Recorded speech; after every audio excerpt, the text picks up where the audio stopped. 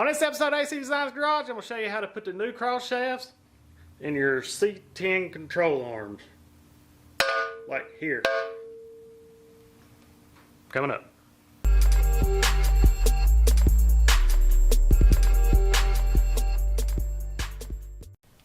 Alright guys, here's the parts you're going to need. This is going on my 1965 C10 that I'm building.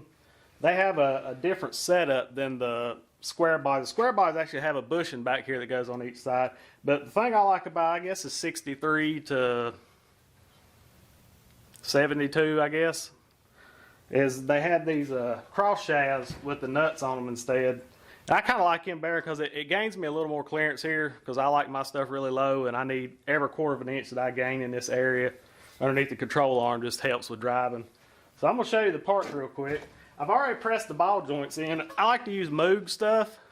Their stuff seems to be really nice.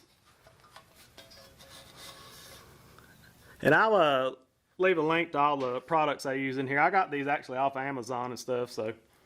And I have a little affiliate account that helps me out, you know, when y'all check this stuff out. At no cost to you, of course, but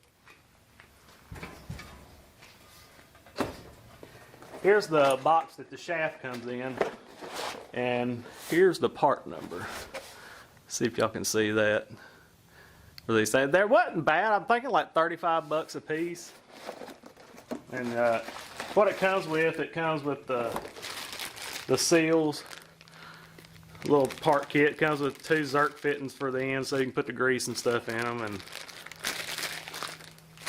comes with a pretty decent set of instructions that are actually made specific for this instead of 75 different cars. So I thought that was pretty cool. But here's the shaft. And if you notice one thing, I'll show you when we're putting them together, but on these things, when they go up onto your cross member, they have the little, it sits in the little saddle up here on the top and your U-bolts go around it to hold it in place. Well, I always put this on the bottom side of your saddles that it sits in. It has a rivet that sticks down. It just keeps this from twisting. Just remember, this always goes to the front. But right here, see it comes apart. That's where your grease goes in. But I'm going to show you how to put these together, and just a little short video for any of you guys rebuilding these old C10s. Maybe it'll make it a little easier for you. So here we go. Alright guys, let's get started on the shaft. Usually when you pull it out of the box that has the nuts on them, so just pull those off. The end caps, they got a little place for the Zerk fittings in them.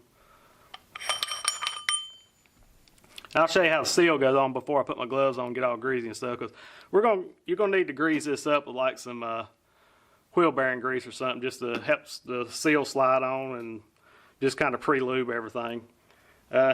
Here's your seal, and it actually goes this way. Small end goes in towards this way, so when we push it on, it'll go on this way. But I'm going to go ahead and lube these up and put these on, and I'm going to show you real quick on the control arm right here.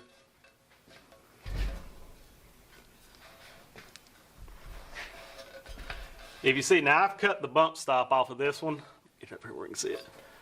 Because my truck's going to be so low and all that was going to hit. So I already cut these off if it looks different from yours. But the front 2 holes, that's the front end of your truck. So when you put these in, get back here where you can see it. Just remember that little divot right there goes towards the front. So put that divot on the end that you had the 2 holes because it goes in like this. So let's get this shaft assembled and I'll show you how to put them in.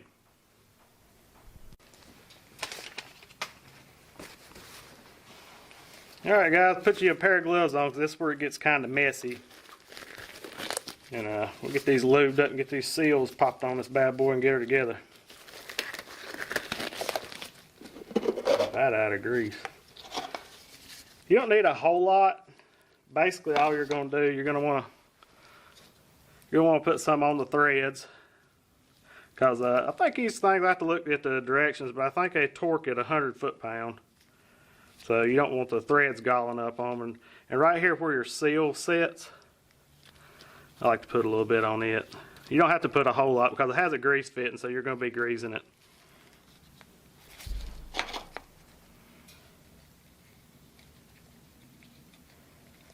I'm about out. I'm about to buy me some.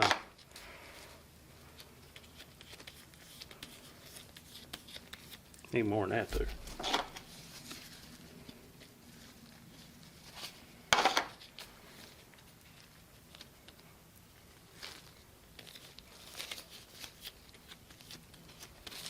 And also take your end caps and just put a little bit in the threads also.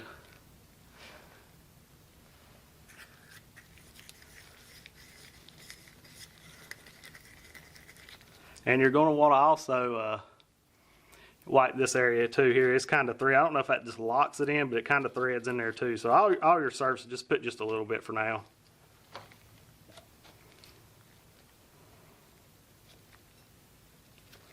It's a little messy, but we'll get her cleaned up. Because these control arms, I got them in a epoxy primer, and I got to sand them, so I got to clean them up before I put my final coat on them.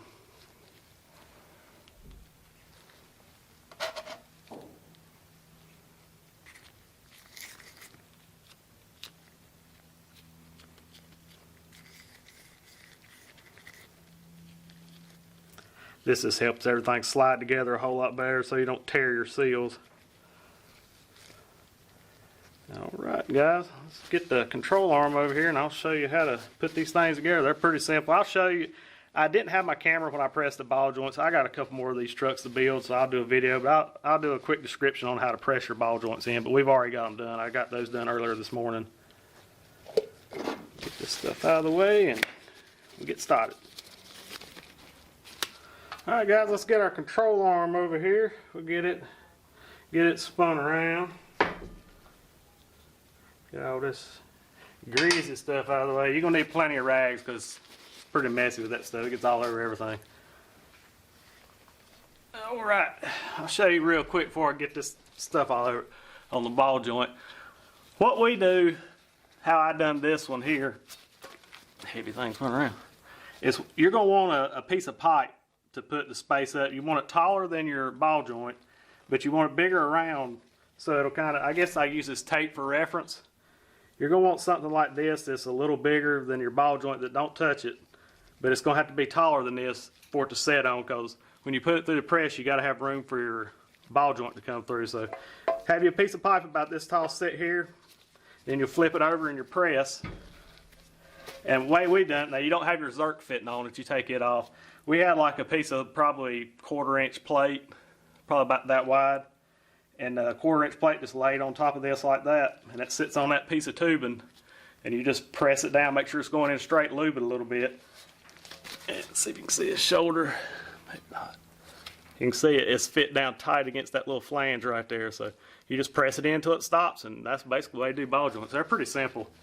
But let's get this spun around, get our rear cross shaft put in, and we can get ready to put these on the truck. So what you're going to do, remember this is the front of the truck here, those two little holes. So we're going to want to put our divot that way, but we're going to install the bushings first. So it's just easier to get everything lined up so you don't put it in backwards, because it would be pretty easy to do that. So we're going to put these seals on. We're going to drop them. And they just butt up against the shaft right there. Grab my other one real quick. They just slide on.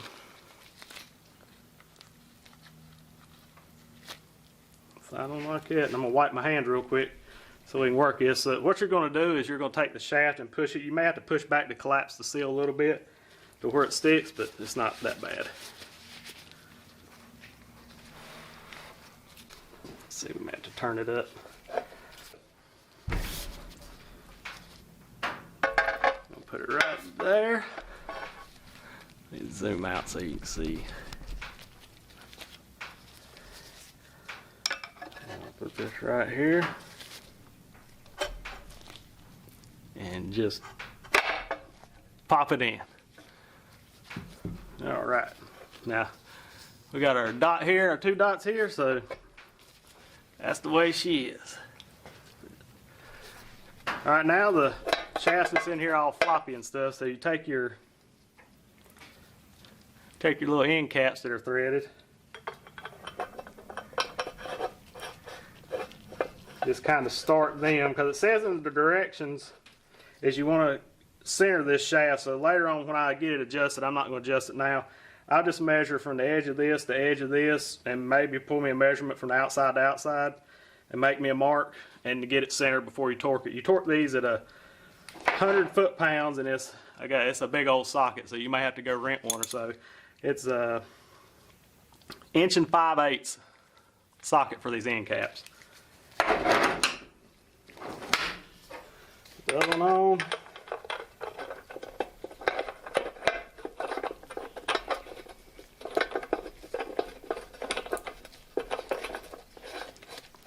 Get them lined up so you ain't cross-threaded. And I'm just going to run them in until it gets snug up on it. Now I'm getting rid of these slicky gloves because I can't do nothing with them on.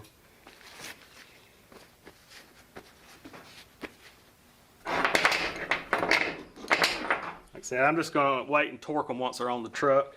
I just want to show you guys how to put them together. Now I'm just going to put this to the top. That's basically the way it lays, but you know, we get it in the truck, we'll adjust them more.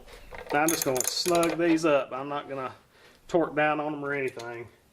Get both of them snugged up, where it's still got a little room to move. And then you'll open your package up, but I wouldn't do this till you get them on the truck and get them good and tight. Open your package up, and then you'll put your little you'll screw your little Zerk fitting in, and you can put a little more grease in there so stuff will stay. Hope you guys enjoyed that quick little video on putting the cross shafts on your C10s. I hope maybe it's helped some of you guys out. If you have any more content that you'd like to see, like I said, I'm building that 65 C10 truck, so some stuff I may not video, but if there's anything you guys have any questions about or anything, drop it in the comment. I'll try to make a video for you. Alright guys, hope y'all enjoyed that video on putting the cross shafts in the C10. Like I said, if y'all have anything else you want to see about the C10, if I can help you out and make a video for it, just drop it in the comments or shoot me a message over on Instagram. My Instagram's AC_design, so hit me up there. Hope to see y'all soon again. Make sure you hit that subscribe and like button. God bless. We gone.